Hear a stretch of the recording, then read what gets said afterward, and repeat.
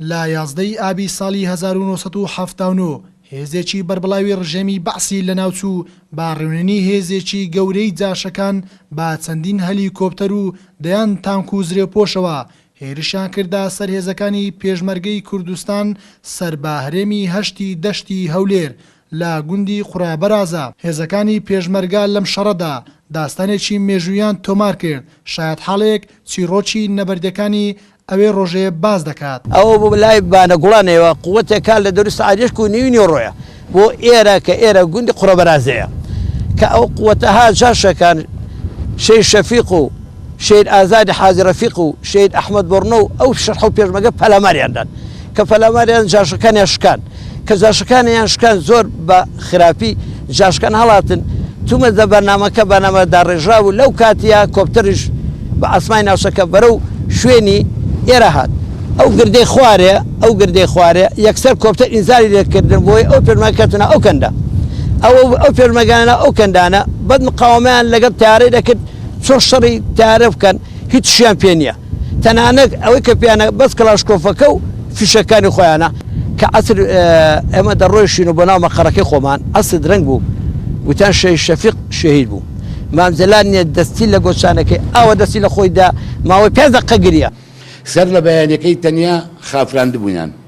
ئەوانیش لەبەر حورمەتی خەڵکەکە لە ناودێیەکە نەمابوونەوە ئەو سەر شەڕی ناودێن نەکرابوو پێشمەرگە شارەزای شەڕی ناودێن نەبوو وی دەزانی هەر لە شاقا شەڕ بکرێ باشە ئەوە سەبەبی یەکەم بوو ئەوان کە بەرەو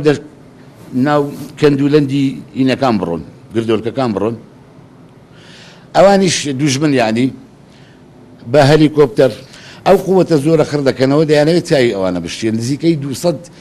جاشی دەوروبەری کۆیە و بێتگە لە جەیش هەمووی لەوێ دەبن سەرەتا ماندیان دەکەن هەتا دەوری نیوڕۆیە و دوای نیوڕۆیە کە دەزانن فیشەکیان پێ لەمایە و دەزانن هیلاکن شوێنیشیان لەمایە ئەو هەجومیان وەرەکەن سەرەتا بەس بە هەلیکۆپتەری.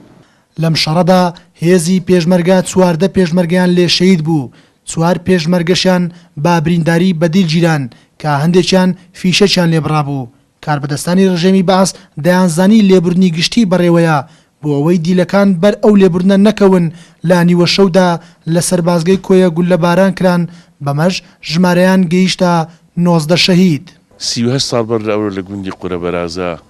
بەداخەوە ئەو 19 قارەمانە شەهید کران پاش قارەمانێتی چی بێوێنەدا و چار لەو قارەمانانش لە ناو شەڕەکەدا بە دیلگیران لە دوایە ئەو چار قارەمانش لە ناو شاری کوێ لە دار و زیافە گول لە باران کران لەبەر ئەوەی بەپەلە گول لە باران کران بۆ ئەوەی بەر لێبوردنی گشتی نەکەون و هەموو جەنازەکانیشیان هیناوە کوێ ئەو کاتی دوژمن زۆر دڵخۆش بوو هەلهەلەیان لێدەدا و هەڵهۆڵەیان دەکرد کە 19 قارەمانیان شەهید کردیا و هاواران دەکرد شەفیق مات جەیشەکە با بڵێن جاش و ئەمن ئیستیخباراتەکانی کۆیە هەمویان بە وتاف و لێدا مەسەلەوەکو چۆن قسەیان کردووە وتویانە شەفیق مات شەفیق ڕۆی تەواو ئیتر ئەوە بەڕاستی ئیتر بۆ ئێمە زۆر ناخۆش بووە ڕۆژە ئێستاش ئەو کاتێک کە لێرکانە خەڵکی کۆیە بەڕاستی من سپاسی هەمولایەکی خەڵکی کۆیە دەکەم خەڵکی کۆیە زۆر قارەمانانە زۆر بە جوانی زۆر بە بەورەیەکی خایمەوە ئیتر توانیان جەوهەری شتەکان بگرن و ئیتر نێرن حکومەت بۆ شێوەیە شکستیان بە حکومەتی ناخیریەوە بووکە ئیتر ناشتیان و لێرکانە تەرمەکانی نەشت. لە دوای نسکۆی شۆڕش بێومێدی باڵی کێشا بەسەر کوردستاندا بەڵام هەرزوو یەکێتی نیشتمانی کوردستان جاری شۆڕشی دایەوە و نسکۆی بە نسکۆدا و شۆڕشی نوێی بەرپا کردەوە لە دژی داگیرکەران. لە سەرەتای شۆڕشیشدا هێزی پێشمەرگە چەندین داستانی قارەمانەتی تۆمار کرد. کاردۆ محەممەد کەناڵی ئاسمانی گەلی کوردستان کۆیە.